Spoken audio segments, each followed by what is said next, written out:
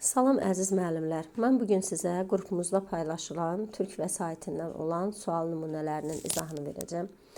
Keçək sual izahlarına. Bizə deyilir ki, düz xətli bir yolda hərəkət edən avtomobilin sürət zaman qrafiki şəkildəki kimidir. Buna görə avtomobil hansı anlarda başladığı nöqtəyə dönmüşdür? Yəni, avtomobil hansı anlarda başladığı nöqtəyə dönmək nə deməkdir? Avtomobilin yer dəyişməsi 0 olsun. Biz də baxırıq ki, sürət zaman qrafikində qrafikin altında qalan, daha doğrusu fiqurun sahəsi bizə verir yer dəyişməni və yaxud yolu. İndi biz baxırıq ki, bu hissədə, mənfi V hissəsində avtomobil nə qədər yer dəyişməkdir? Yazırıq, S1 bərabərdir V1T. Yəni, o da olur mənfi V T şəklindədir. Digər hissədə isə, yuxarı hissədə qrafikin 2T zaman anında yenə avtomobil S2 bərabərdir V vurulsun T yer dəyişməsini edir. Biz bilirik ki, biz qrafikdə yer dəyişməni tapanda həmin yer dəyişmələri toplayırdıq. Deməli, yenə toplayaq. S1 üstə gələk S2 yazsaq, olur mənfi VT üstə gələk VT. Özdə bilirdik ki, yer dəyişmədə mənfi işarəsini nəzərə alaraq toplayırıq. Amma yol tapsaydıq əgər, onda artıq yol mənfi ola bilməzdi və tapdığımız fiqurların sahəsini mənfiyi nəzərə almadan toplayardıq. Bərabərdir, yer dəyişməmiz olur 0. Amma yolumuzu soruşsa nə yazardıq? Yazardıq 2VT.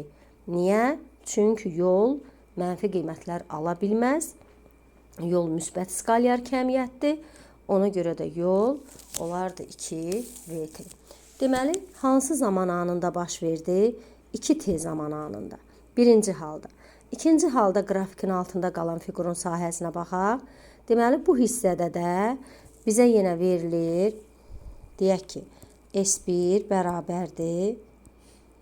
Yenə V vurulsun T. Yəni 2T ilə 3T arasında keçən zaman müddəti edir VT. S2 bərabərdir. Yenə də mənfi V vurulsun 3T ilə 4T arasında keçən zaman müddəti. Olur yenə V vurulsun T, amma mənfi ilə.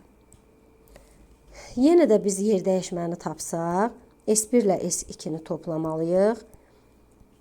S1 ilə S2-ni toplayanda yenə bizə verir VT üstə gələk mənfi VT və cavab olur 0. Deməli, bu avtomobil hansı anlarda başladığı nöqtəyə dönmüşdür? 2T və 4T zaman anlarında bizim avtomobil başladığı nöqtəyə dönmüşdür. Yəni, yer dəyişməsi 0 olmuşdur. Cavab olur D variantı. Keçək növbəti sualın izahına. Bizə deyilir ki, düz xətli bir yolda hərəkət edən avtomobilin sürət zaman qrafiki verilmişdir. Avtomobil 0-4 saniyə aralığında aldığı, yəni getdiyi yol X-dır və yer dəyişməsinin böyüklüyü nə qədərdir? Yəni, yer dəyişməsinin böyüklüyü neçə X-dır? Gəlin, biz birinci avtomobilin getdiyi yolu tapaq. Tapaq görək ki, biz avtomobil nə qədər yol gedib ki, biz ona X demişik. Deməli, bunun üçün sürət zaman qrafikində bizə verilən qrafikin altında qalan fiqurun sahəsi tapılmalıdır. Gəlin tapaq. Deməli, VT hissəsində, yəni gedilən yol L bərabərdir. Birinci, burada olan düzbucaqlının sahəsi tapılır. Gəlin tapaq, olur VT üstə gələk. İkinci hissədə buradan T ilə 3T arasında keçən zaman 2T'dir və sürəti 2V'dir. Deməli, bu fiqurun sahəsini tapsaq olur 4VT. Üzərinə gəlinsin. Bu hissədə də yenə fiqurun sahəsini tapmalıyıq. Keçən zaman nə qədərdir? T qədər. Sürətimiz mənfi 3V'dir. Üzərinə gəlinsin. 3VT. Niyə? Çünki biz yolu tapırıq. Yolu tapanda artıq mənfini nəzərə almırıq. Bayaq dedik ki, yol yalnız müsbət qiymətləri ala bilər. Ona görə yazırıq 3VT.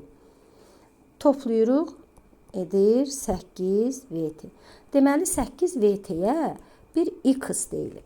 Gəlin VT-ni tapaq buradan. VT bərabərdir x bölək 8.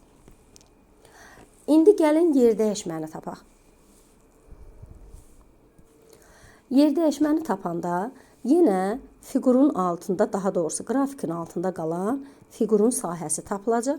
Amma mən bu dəfə mənfini nəzərə alaraq toplayacağam. Gəlin fiqurun sahəsini tapaq. Deməli, VT hissəsindəki fiqurun sahəsi S bərabərdir.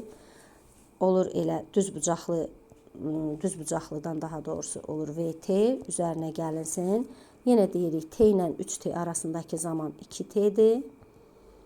Bu hissədə də sürətimiz 2V'dir.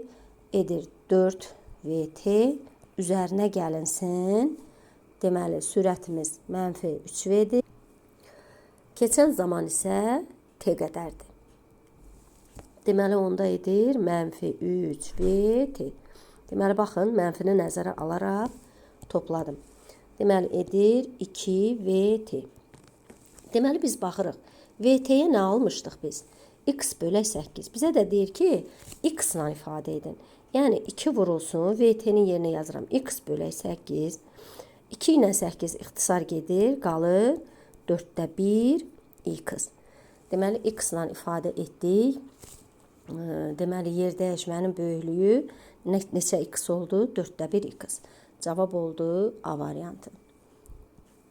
Keçək növbəti sualın izahına.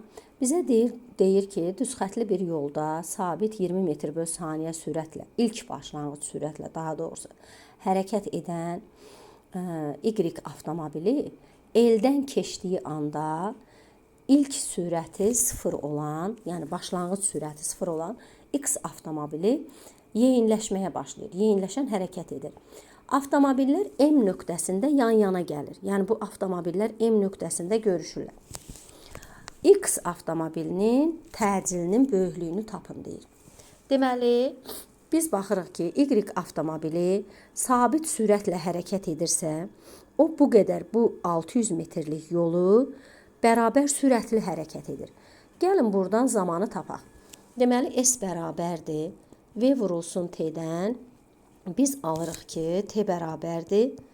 S bölək V, o da bərabərdir 600 metr bölək 20 metr bölü saniyə. Bərabərdir 30 saniyə.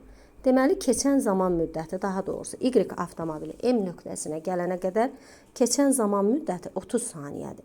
Və Y avtomobili M nöqtəsinə gələnəcək 30 saniyə sərf eləmişdirsə zamana, deməli, X avtomobili də həmin o 30 saniyə ərzində M-ə gəlib çatır. Yəni, X avtomobili də təcilli hərəkət edərək M nöqtəsinə elə Y avtomobili ilə birlikdə çatır. Və buna görə də X avtomobili bu qədər yol gedir. Baxın, həm deməli 1200 metr məsafəni, həm də 600 metr məsafəni gedir. Ona görə X avtomobilinin getdiyi yol edir 1800 metr. Yəni SX olur 1800 metr. Və bizim belə bir düsturumuz var. S bərabərdir AT kvadratı bölünsün 2. Gətirək burada qiymətləri yazaq yerinə. Getdiyimiz yol nə qədərdir? X avtomobilinin getdiyi yol 1800 bərabərdir. A-nı mən tapıram, təcili bilmirəm. Zaman keçən zaman 30 saniyədir. Yazırıq. 30-un kvadratı edir 900 bölünsün 2. Və buradan da alırıq ki 3600 bərabərdir 900 A-ya. A da bərabərdir 4 metr bölü saniyə kvadratı. Cavab olur A variantı. Əziz müəllimlər, hər kəsə uğurlar arzulayıram. Növbəti dərslərdə görüşənədək.